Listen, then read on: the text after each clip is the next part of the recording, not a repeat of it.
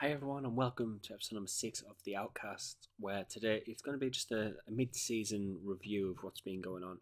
I like to do this so it keeps you guys informed about what I'm doing and why I'm doing it. Makes you feel a bit more involved in the serve, a bit more passionate about watching it and that sort of thing.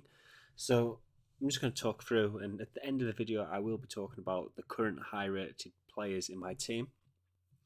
Because if you don't know, at the end of the season, the highest rated defender, including goalkeepers, the highest rated midfielder, and highest rated attacker, they'll all go into a pot and one will be randomly drawn out. The player that is randomly drawn out will be our first outcast, which means that we can't play them at all, like for the rest of this game, really. We can't sell them until their contract expires. We've got to let them rot in our reserves, really, and hopefully we can do that. I've done similar things on FM 15 and 14, and I did it with Barcelona and with Messi, and he never really used to complain that I would not play him that often. Or it was easy to deal with. It didn't really affect the team. Where I think in FM 16 it's going to be a lot different, because I've had a lot of players that have complained that they're not getting first team football. So there's Maxwell. They've had a few. I'll actually go into my squad and talk through them, because there has been quite a lot. Cavani did at the start of the season, because I didn't actually start him.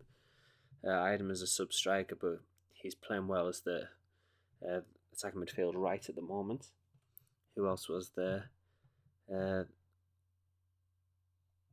Lavezzi has been complaining as well, actually. Trapp hasn't. Stambouli has. Or yeah, I think he complained as well. I can't remember what he complained about. Oh yeah, it's because we lost a cup tie against Saint Etienne, and I gave them a harsh team talk. I remember now. I was aggressive and saying, "Well, you should have won this match," and the whole team reacted well, apart from him. I think he got like a 7.5 rating in that match, so maybe it's a bit harsh. I can't remember who else has been complaining. Maxwell has, but as you see in the news items, he's currently dropped that. These two players have been trying to get out on loan. I've listed him up for loan as well, but I don't really want to lose them, because the squad's quite bare at the moment. But since last time you saw us with an impressive victory against Valencia, since then, the Champions League group stage draw has been made. I'll go into my news items and I'll see if I can find it for you so I don't spoil it. I'll just search Champions League. Yep, there we go. Our reward for finishing first in our group is Barcelona. So it would have actually benefited us if we finished second, really, because I don't think we could get, if we finished second and we played one of the group winners, we could have had an easier match. No doubt about it. Barcelona's probably the best team on this game, I'm going to say. But we'll take a look at the rest of the draw, and you'll see how weak this draw is and how unlucky we are to get Barcelona. So it's just typical, really. So PSV Atletico, Bayern Arsenal, that's a big match as well. Yeah, then these ones are pretty standard ones. You expect City, Juventus, Chelsea. Although Leverkusen actually finished top of Barcelona's group, so they'll be a tough match. Valencia Porto. See, if we had finished second in our group, we would have got Porto, which I would have gladly taken. But we'll go in and I'll take you through the group stages, so we can actually see where Barcelona finished. They were actually in Group A, and they only got 8 points. They almost went out. And I'm going to throw it out there right now. When they play against me, they'll be absolute world beaters and they'll stuff me. See, they scored 11, conceded 10. I wonder if they have any injuries or anything. You might notice in this episode, it's not really structured. It's just me going with the flow, really. They've got Mascherano injured. That's about it, really. So it's not too bad. But yeah, but when I play them, they will magically get better. But anyway, fixtures since the Valencia match, we'll get into those. So we played Valencia here. You saw that on the live commentary in the last episode. Then we played Lyon, and we had a fantastic victory over them, 4-0 at home. The only player that didn't play well was Ibrahimovic. I'm not sure why that is. I think I actually took him off for Lavetti in the end. Lavetti actually got a goal later on as well. So I think when I took him off, I probably put Cavani up front as well. Yeah, you can see Cavani got 2 goals. I think he'd already scored those 2 goals when he was playing on the right. So he didn't get any goals as a striker when we moved him up there. Then we played Saint Etienne. As I've talked about earlier, we did lose to them. It was on penalties. It was quite tough in the Coupe de la Ligue 4th round. I was really disappointed to lose this match, especially as we took the lead in extra time. The first 90 minutes was terrible. Like, nothing happened. I did rest a couple of players. You can see Ibra came on as a sub, so did David Luiz and Pastore. So 2 first teamers. David Luiz started the season as a first teamer, but I think I'm going to start Zuma now instead. I want to start Marquinhos because Marquinhos' stats are a bit better than Zuma's. But no, Marquinhos' average ratings aren't that good at the moment. And he has been filling in at fullback quite a lot for us as well. But then we played Caen, I'm going to say. We beat them 2-0 away from home. 2 late goals as well. I quite like this for away performance, getting the 2 late goals. Get the second just to clear up the victory. But in the next episode, I will be reviewing the Champions League draw. Not the Champions League draw, I've already did that. The January transfer window, where the live commentary will be Saint Etienne, as I randomly selected last time. So I think we'll do the live commentary. No, we'll do the transfer window because I'll probably have all my transfers finished by then. And then we'll do the live commentary against Saint Etienne. Hopefully we can get revenge for this defeat. This is in the league this time. It's on TV. And yeah, so I'll go in. I'll show you the league table. I'll show you how it's going so far. It's pretty standard. We're not really pulling away. We'll be 3 points clear if Monaco win their game in hand. So it's decent. It's not fantastic. We lost 3 out of 19. Exactly at the halfway stage. And at this halfway stage, we're currently on like the winter break.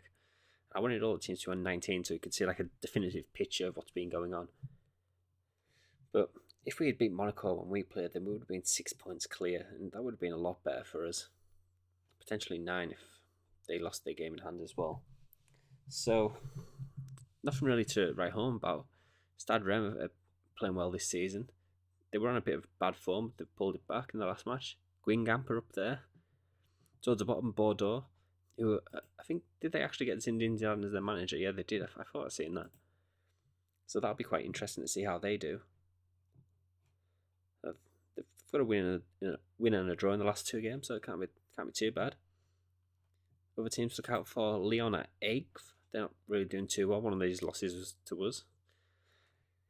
Lille. Yeah, Marseille are down in 15th as well. That's fantastic for us. Anyway, I honestly thought they were going to be top 4. Back into my squad, I was talking about the players that had been complaining about a lack of first team football. Unfortunately, we've had a couple of bad injuries that affect our first team. Lucas Moura was definitely going to start on the right for us. He's broke his foot, out for 2 to 3 months, and Kawaza, our left back, he's actually injured for 3 to 4, I think, as well. Out for 3 months, of course. We have also a broken foot, so it's quite disappointing to lose 2 first teamers. But we were inconsistent in the league before they even got injured. They're probably just learning my new tactics. I'm hoping for the second half of the season that we'll actually improve, and we should. I'm going to predict that we'll win the league by 7 points. That's my prediction. My prediction also is that we'll get knocked out by Barcelona. I'll see what other competitions there is. I think there's still another French Cup. Yeah, so I think this is the League Cup, the one that we got knocked out of, and this is like the equivalent of like the FA Cup. Because this one's not important, but this one I'm expected to win. So like where I rotated my team for this one, I'll probably have to play a stronger lineup in this one to make sure that we do well. We do better. And we did actually win the Super Cup, of course, already. So my prediction for the rest of this season is we'll win the league. We're expected to reach the semi-final, and we're going to get knocked out in the first knockout round. In fact, when are those Barcelona matches? Because I will have to definitely live commentate those. Yeah, so I'll do Saint Etienne in the next episode, then Barcelona away, then Barcelona are at home. So that's those two live commentaries sorted. The next 3 episodes right there. We'll see how that goes. So the January transfer window is opening in just a few days. You might have seen in the news items that I'll get rid of all this.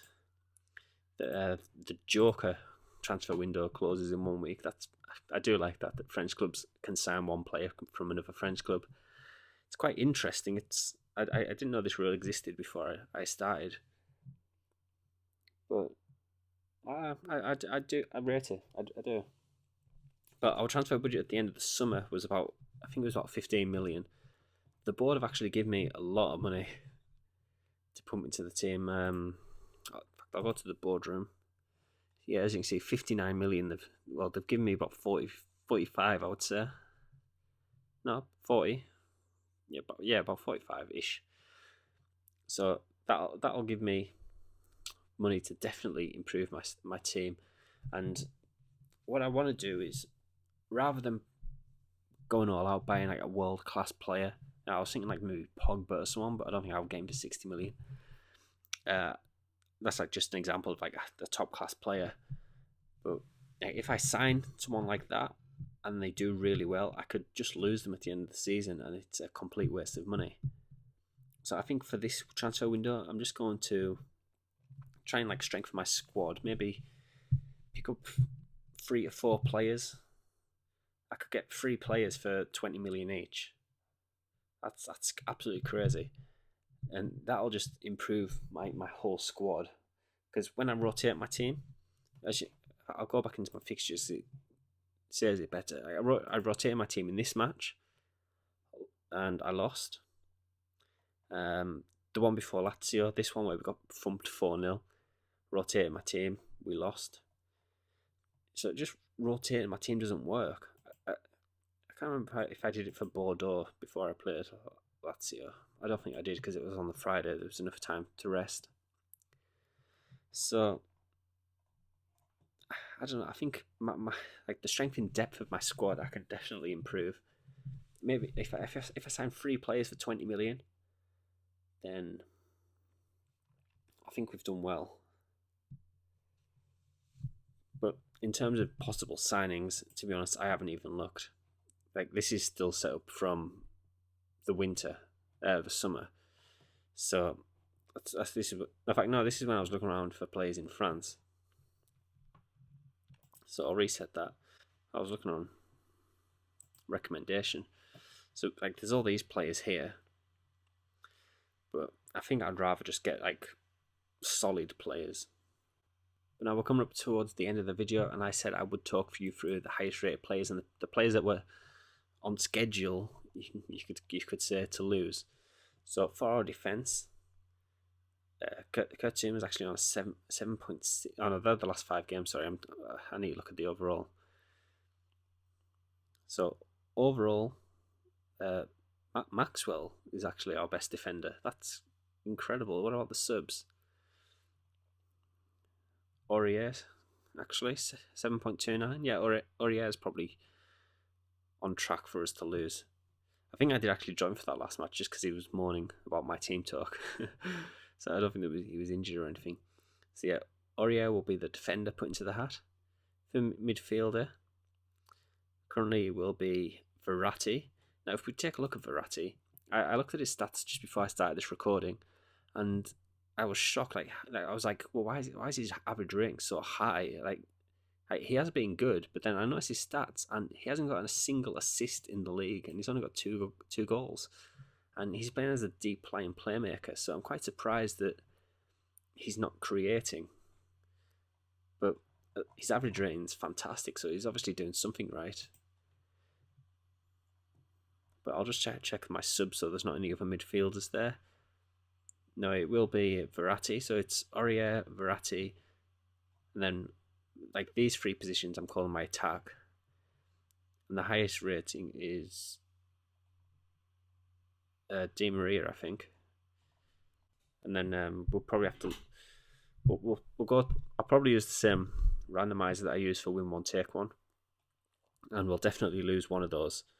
So it's like the way that this series works, because I mentioned like managing a big team is quite simple.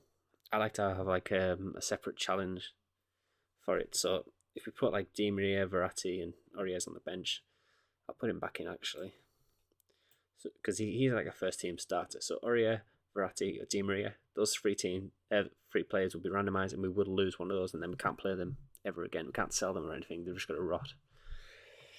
Anyway, enough of me rambling. Thanks for watching. Please subscribe to my channel. I am new to well, I'm back to the FM community. I've been welcomed back with open arms as well. It's great to see like all the FM YouTubers and streamers getting in touch, saying that they're looking forward to my videos again. Like this video, leave a comment down below on possibly some transfers I can bring in. By the time you've watched this, I'll probably already be in the summer where I can make like my summer signings. I do record them a bit in advance, so if you've got any recommendations for the summer, it will probably be based on who I actually lose, but for general signings I would be quite interested to see. So thanks for watching, and I'll see you next time.